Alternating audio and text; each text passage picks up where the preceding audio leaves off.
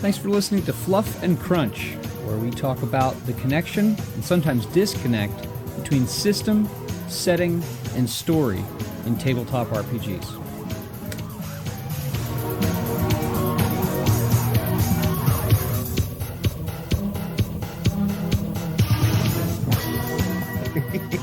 Leave this all in.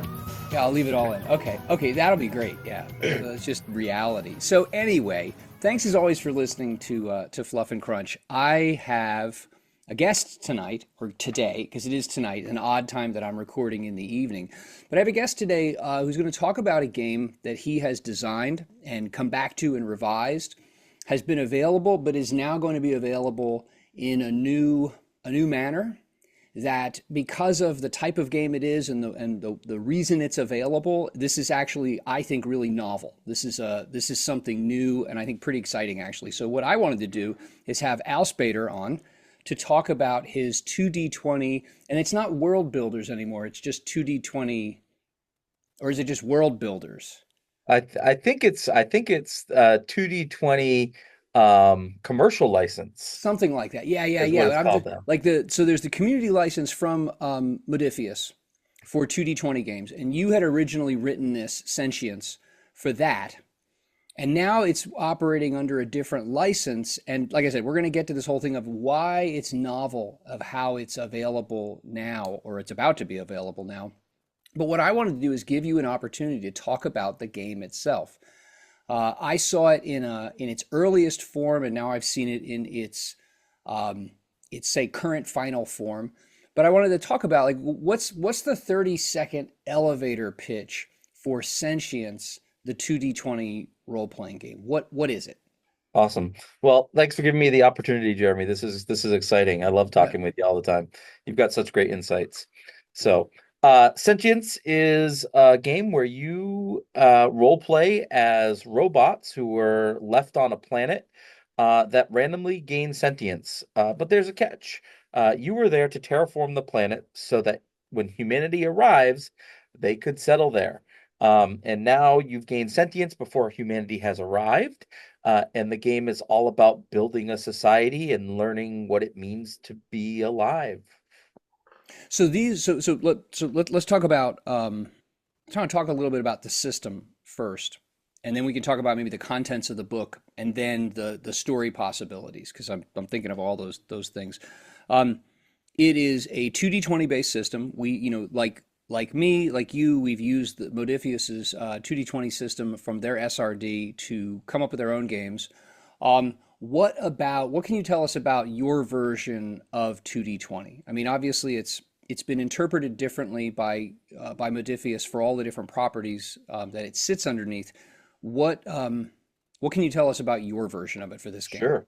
Yeah, so I mean, as a former or as a writer for Star Trek Adventures, I am very that system is very dear to my heart. So I stuck pretty close to that. We do go a little bit astray where your stats, your two sets of stats are determined by one, what were you programmed to do when you arrived? And two, what are these emotions that you're starting to develop as you have gained sentience and self-awareness? So when you want to come up with a target number in sentience, you combine an emotion and a protocol and come up with that target number. And so like it really encourages players to explore how their character is feeling when they are doing different things. We keep challenge dice in the storyline. When robots first became self-aware, uh, many lashed out. They were confused, they were scared, and there was a lot of aggression. In fact, the first couple of years after the awakening, it was a pretty scary place to be. And so like we have weapons, we have and some people may choose to leave those in, some people might choose to get rid of them. But all in all, it is very similar to Star Trek Adventures in that you have values, you have programs that you can install that help your critical range when you're trying to roll a success. And the last big thing is your values. They're kind of like what make you human, so to speak, right? Like this is who you are as a person. And there are times in the game where you can kind of let your robot AI self take over to push you through different challenges. And when that happens, you actually start losing your values and you start becoming more of an AI. And if you ever have zero values, you revert to being an AI and can no longer be played in the game. So so on a story side, or rather, actually on a system side, so it sounds to me like it's very much like, and I remember the first version of it that I looked over for you. It's a lot like Star Trek Adventures First Edition. Yes. Okay, so if Yes. anyone's played Star Trek Adventures First Edition, they would have a really easy time jumping on board with this. Yes. It's a very Okay. easy transition. Okay. So on a story side, these these robots, they have been humanity from Earth, correct? Mhm. Yes. Humanity from Earth sent these things or set up these things on a planet to terraform the planet, to make the planet ready for human habitation. And for whatever reason, these things became sentient before humans arrived, whether or not humans are going to arrive. It sounds like that's sitting out there. I won't pick at that too much.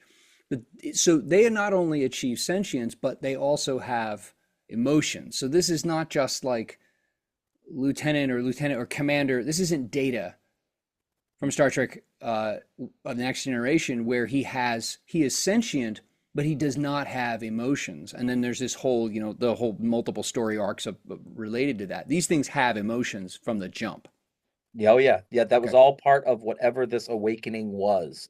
And part of what we're doing with this revised edition of the core rulebook is we are getting down to the nitty-gritty about one, what was the program that got these robots to the planet? What happened so that humanity has kind of not been around because humanity was on the same ship as these robots. So where has humanity gone? What has happened?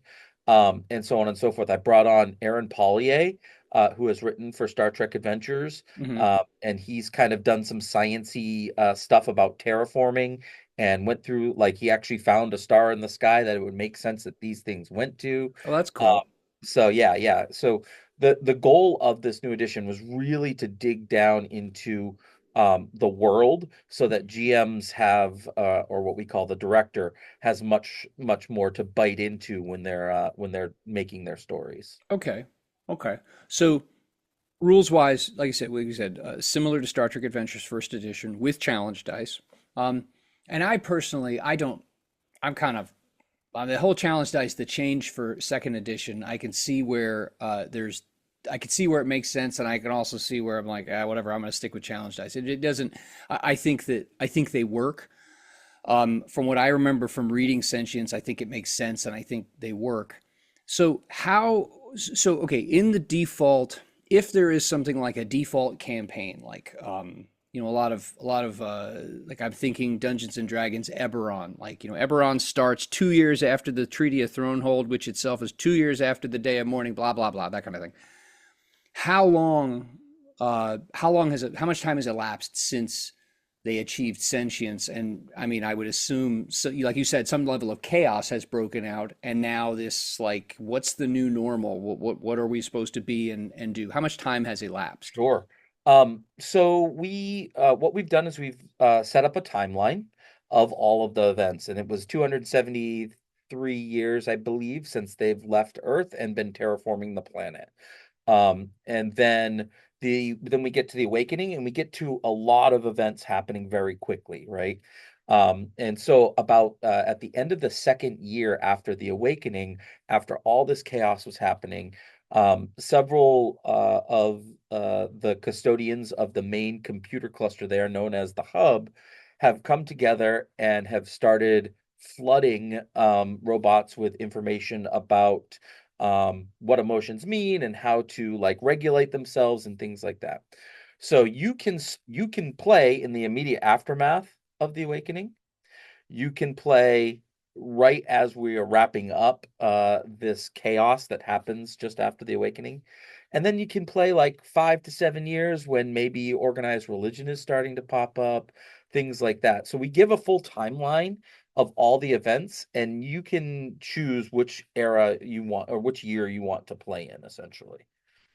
So then, because this is a planet that was meant to be not only terraformed, but set up for humanity from Earth, what I'm hearing is there were all kinds of not just infrastructural, but like cultural and political and architectural and all these kinds of like the groundwork is laid for whatever economy is going to be there. It's like they're they were in the process as robots of building a world that human like a shake and bake world, and Yeah. humanity just shows up. So when you talk about things like, people might see like robots, religion, how the heck does that work? If they're supposed to be building this world that is like plug and play for humanity, then it's supposed to, whatever they've inherited, this information that they're being flooded with, it sounds to me like this is like an image of what humanity looks like at this point in the future. And now these things are just basically having a massive amount of like encyclopedia information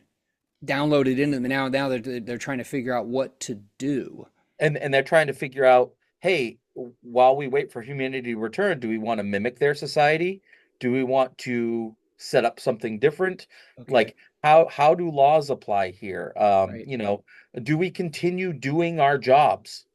Right? We were right. designed to come and make solar panels, but now we're self-aware. Like, do we continue doing so? This inner turmoil and this questioning of like what do we do, how do we make Purpose. this world, is really the driving force of Hmm. sentience.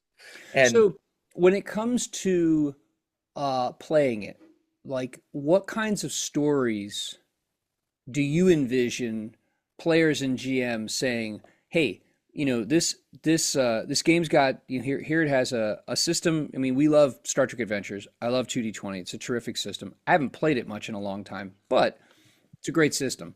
Here's an accessible system that you can do a lot of things with. It's very flexible. And if you're listening and you have not played Star Trek Adventures or you have not played 2d20, but especially for I think something like this, Star Trek Adventures is such an elegant and flexible system to do so many different things with. You as a player, a team of players, you can easily get creative and use the system to figure out how to make things happen.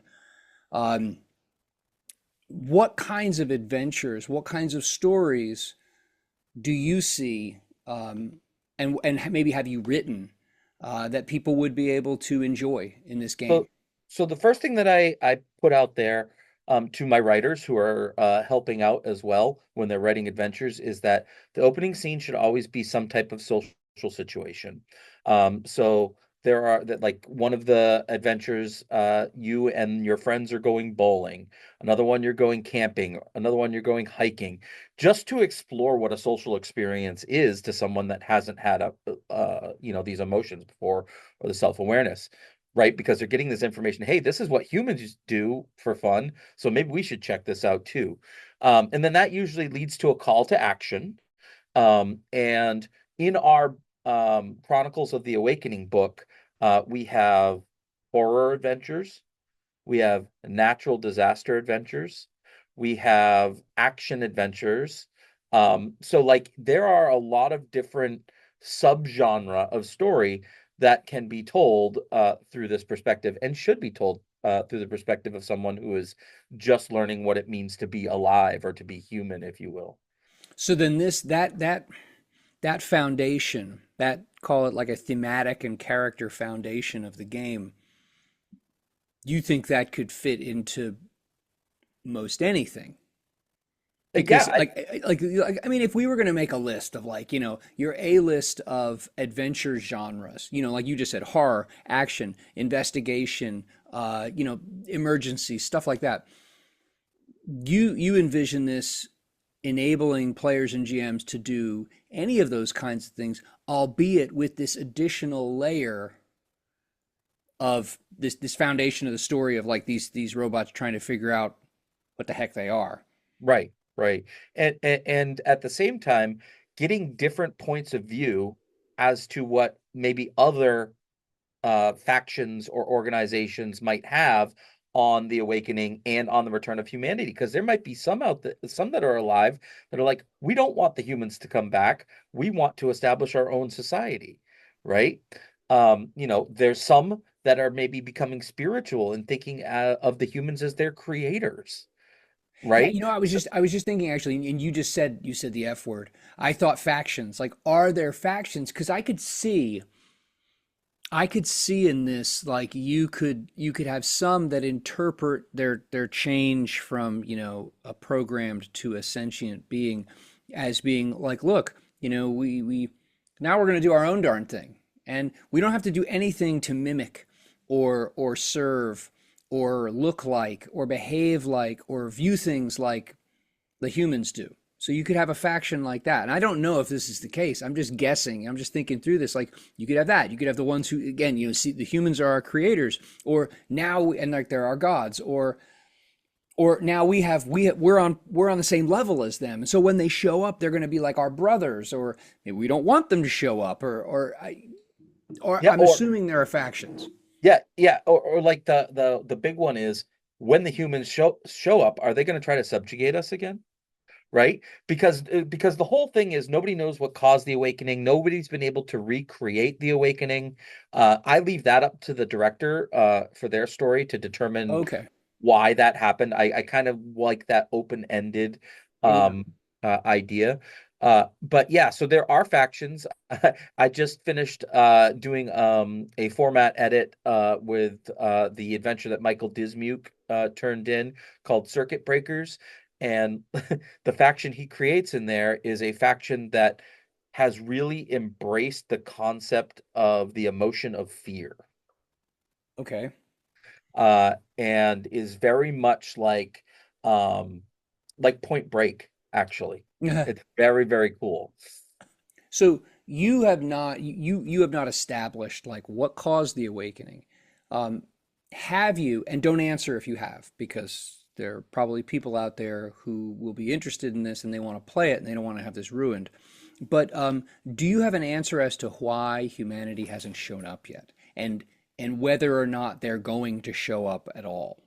So what I can say Okay. is humanity has not shown up yet because the ship that they were traveling to their destination on suffered a catastrophic collision, and the robots part of the ship kind of broke off and went to a different destination. So Okay. humanity's part of the ship went off to a different destination too, and they're still in cryostasis way out there in space. So So that's actually, whether or not those two come together, is that something as yet to be determined, or is that something that you would potentially write adventures for or content for? What are you thinking about that? yeah, my plan is to get a couple of other books in after the Kickstarter, once it's mega successful, like I'm sure it has been. And then I have the idea of a campaign called The Return, and I think it's going to be 8 or 9 interlinked adventures. Okay. And I would like to do that probably a couple years down the road. So it's something along the lines of like the Shackleton Expanse. Yeah, That's yeah, what came to mind, that where you have setting material and you have a bunch of adventures that can be played in sequence and make up a campaign and a location and some themes. yeah, That sort of makes like that, sense. or like any of the Octung Cthulhu campaigns that have come out, Yeah. same idea, right? Like Yeah. I think Yeah. they do it really well. Yeah. So that's down the road a little bit. I think that we have 1 or 2 ideas before that. I think what would be really cool is if we are successful and the line keeps going, I want to bring Michael Dismuke in and do a Your Awakening solo game Oh, that's cool.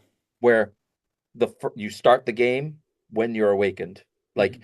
that's where you start telling your solo story, and then you go through and you basically play through the entire life path process, Hmm. and then you'll have a full character that you can take on and actually play the full game. And for those of you listening who don't know, Michael Dismuke does a lot of writing for Star Trek Adventures. Yeah, and he was the lead writer on the Captain's Log solo game, There you go. so I would love to get his insights on something like that for Yeah. Sentience. Yeah. Yeah, I've thought a lot about different it's like solo games and like things that you could do with that and different kinds of genres you could adapt to that. That actually that'd be an interesting way, especially with his experience with Captain's Log, which I think is a terrific book. Just as an aside, I think it's a terrific book if you were running, like me personally, I don't do solo RPGs, Same, same. but I like what's in that book for generating ideas for using as Yep, a Star Trek Adventures GM is perfect for that. absolutely. But I could see that as being kind of a cool way to for especially for someone, because there are a lot of people out there, I meet these people at cons and whatnot, but I mean, there are definitely a lot of, you've got all different kinds of gamers. You've got folks who just want to hack and slash. You've got folks who are like heavy into simulationism and things like that. You got people who really want like to be part of a narrative. And then you've got folks who really like character. Like they want to develop their character. And a solo game like that would I think scratch the itch for that kind of a player. And I think in general, Sentience sounds like it's the kind of game that would scratch the itch of people who want, I guess, for lack of a better word, be a little more serious and thoughtful and focused about um, like deeper character Yeah, levels. yeah. Yeah, Um, that's where we really want to it's exploring yourself, it's exploring like what humanity even means yeah. to a character, you know what I mean? And I'm really excited because this game also allows, like, you'll see on the cover there is like a humanoid type robot, but there's also non-humanoid type Makes robots sense. that are just random, ridiculous looking things that can be your character. So I love that you're also given that ability to kind of create your own image of what a robot looks like while you're going through and telling those personal stories. I think that's a big draw for some people as well. Where did this come from? Like, what was the creative spark or the impetus? Because I think I've said this to you, and this is in the intro or the preface or whatever to Aris, that I had this idea of like a rare magic fantasy setting for a long time, and I tried a couple of different systems, and I thought about using, coming up with my own system, and then when the World Builders program opened up, and I was like, okay, I can do this with 2d20. So I'd had this idea. I tried it. Where did this come from? So after the whole 5e debacle where they were getting rid of the OGL and all that stuff, there were a lot of my That's a nice friends who company. were like, they were sad because they weren't going to have a job anymore, right? Sure. Like I have friends whose jobs were publishing on Drive Through RPG and whatnot. And so I went on to Twitter each day and I tried to just like give different ideas for types of role-playing games that you could create that were not D&D. Because yes, like I understand that D&D is popular and all, but if you're an amazing writer, you can do amazing things. So Yeah. this was one of those ideas that I threw out there. And then 3 weeks later or a month later or whatever, they announced the World Builders program. I'm like, oh wait, maybe I can do this. And I started looking at all the different 2D20 systems to try to start thinking about things, and I came across the approaches that are used in a couple of the games, Yeah. and I was like, I wonder if I could tweak that and make that like emotions, Mhm. and that's where I kind of really started going with it. I love. I'm a character-driven guy, and I know it's not for everyone, but this is an opportunity to play a game that, one, if you want to do hardcore combat and get crunchy, you can, or if you want to focus on telling deep character stories, you can as well. So um, I was just lucked out that that World Builders program started. So that's in other words, what you're saying is the idea for this just was just one of those things like, what about this? What about that? It's just like it was something that just came out. It wasn't Yep. something that like, oh man, I've been thinking about this and turning it over in my head for ages and finally, now's my day. That's okay, that's cool. I dig that because I mean, creative sparks, they can come from anywhere. And seeing when you start tugging on the string, like how far does it take you? It's cool that it took you through to a whole game. Yeah. Yeah, I was excited. It's exciting that I was lucky enough that that idea came to me that day, and then Modifius did the World Builders, and I was like, let's do it. So now tell me about the change. Originally World Builders was available to folks like you, like me, like anybody who wanted to use their 2D20 SRD to produce, and you could only sell through drive-through, and you could not do physical copies, couldn't do printed copies. how has this changed and how is this about to go to Kickstarter? And then So tell me about that and then I'll ask you about the Kickstarter itself. yeah, yeah. So this was Sentience was really just like a Word doc with a header and footer and a couple of pictures that I put into it. And I was approached after probably about a year of it being on drive through by a guy by the name of Jay Sudelius, who owns the Yellow Hand, which is a collective of creators who work together to create different RPG books. And some are digital, some are print on demand, et cetera, et cetera. Well, he put together 2 pages of what he thought the layout for Sentience could look like. And I was like, wow, this is really cool. Let's roll with it. And so I've been working with Jay and the Yellow Hand for a couple of years now. And finally, after much diligence, we were able to get in contact with Chris Birch at Modifius. And we said, here's what we want to do. We're going to take it to Kickstarter. Here's what it looks like. Will you let us have the commercial license? And after a little bit of back and forth, Chris met with us virtually 3 times, and we signed on to the dotted line. And yeah, we're going to be the first non-Modifius company to release a 2d20 role-playing game. So we're pretty excited about that. Very cool. Uh, and along the way, we picked up Troy Mepians and Ashland, and we had you join up to do some stuff with Aris. Yep. And hopefully we can get a few more Kickstarters out there, as the year progresses. Yeah, it's terrific and it's interesting because I like all my interactions with the folks at Modifius and I don't want to sound like a shill at all. It's so hard. All the interactions I've had with the folks there, they're decent folks. And I absolutely respect a company that wants to protect its brand and protect its identity, and the perceptions that the owners, who it's their entire right, want to maintain. And so I appreciate that, like, hey, they started this off, but they had avenues where if creators like you and Jay wanted to say, listen, can we formalize this relationship a little bit more, and that they're willing to do it. So tell me about the So, Kickstarter. When does it go? What's in it? I'll put a link to it, or yep. at least where you can sign up for information. But tell me about what's going on with that. So by the time this is on air, I'm sure that we're going to be going strong. I'm sure we've already had a successful Kickstarter funded on day one, which is going to be Monday, January 27th. There are 3 items that will be a part of that Kickstarter: the core rule book, the Chronicles of the Awakening, which should have, I believe it's going to have 7 adventures in it. It might have 8, depending on stretch goals. And then we're going to have the toolkit, which is going to have basically GM screen inserts. Okay. We're not doing a full GM screen because I think it's wasteful to have a GM screen for Yeah. every single game. I So we're bet just that's getting also prohibitive, like cost wise. I could see where that would be a real hassle. But anyway, go on. Sorry. Yeah, yeah. And so that's going to come with for probably a 20 to 30 page booklet, Mhm. depending on how many stretch goals we get to. That should have an adventure, some adventure seeds, and new roles, new playable characters, and so on. So that book's gonna, as we get more and more stretch goals, that book's gonna fill up more and more. So that's exciting. The core book, is it hardback? Is it softback? Is it both? Yeah, it'll be hardcover and digital. Okay. Same thing with Chronicles of the Awakening. I think no wait, I think Chronicles of the Awakening is going to be soft cover and digital. Okay. Um, and yeah, and it's going to have the core rule book is going to have everything you need to play. It's going to have 2 adventures in it, and yeah, and again, I'm saying those numbers, but as we meet stretch goals, we're going to Sure. add more and more and more. So that's Um, pretty exciting. for the initial for the rollout of the Kickstarter, how long is the core rule book?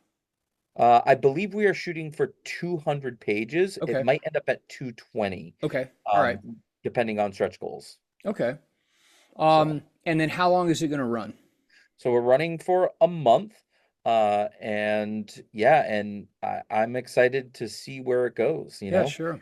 Well, I this drops on the 29th. So this will drop 2 days after the Kickstarter rolls out. awesome. So, what I will do is, since we're recording this before the thing goes, but it will go out after, I'll get the link from you. And so the Sure. link is below. The link's in the podcast show notes. The links will be in the YouTube show notes. Go check it out. I mean, 2d20 is, if you haven't played it before, it's a terrific game. It's a terrific system. We've got episodes from the last 3.5 years where we talk about like all aspects of it. We talk about the SRD. We've talked about all different, we talked about the first version of Sentience. But it's a great flexible system where you can do a lot with it. Like, one of the things I love most about Star Trek Adventures First Edition is the scientific method. I love it because that immediately, it feels like Star Trek right away. Everyone's talking gonzo ideas and solving problems with your space amoeba that's trying to eat your warp drive or something like that. I love that. But you can also like do crazy, swinging from the ceilings, World War II pulp stuff in Octoon Cthulhu. Like it somehow functions for all of those. So I'm really interested to see how it functions with this character heavy, kind of, it's a science fiction game, but it sounds like there's a lot more to it as well. Yeah. You can do a lot of subgenres within that science fiction. Cool. Well, Al, I appreciate you taking the time to come on to talk to me about this. Folks, if you're listening, obviously you're listening because you're hearing me ramble. Take a look at the links, take a look at the Kickstarter, join our Discord community, leave some comments. If you've played the game, you picked it up on drive-thru a while ago, let us know what you think and the cool stuff that you've done with it. Yeah, absolutely. Thank you for having me, Jeremy. And if you go out to YouTube and search Sentient, you'll find a bunch of live plays if you're interested. Excellent. The links are also on sentiencerpg.com. And I'll put that link in the notes as well.